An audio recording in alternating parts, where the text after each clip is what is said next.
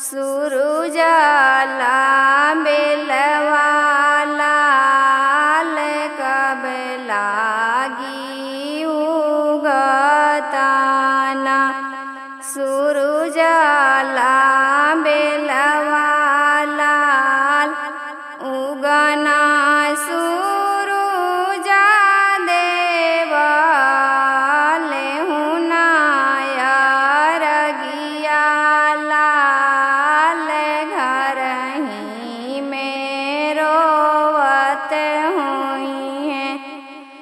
गोदी के बालकवा लाल घर ही में रोवत हुई है।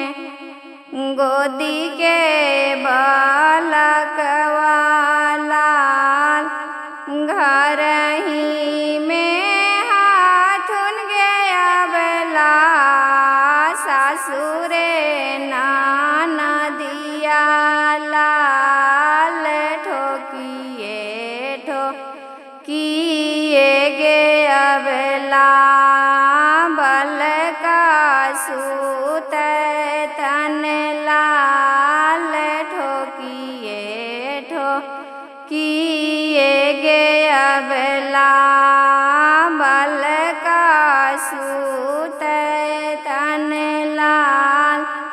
सासुरे नाना दिया देवा जन्मो बैरिनिया लाल चुटिया काटिए काटी बल का जगतन लाल चुटिया काटिए काटी बल का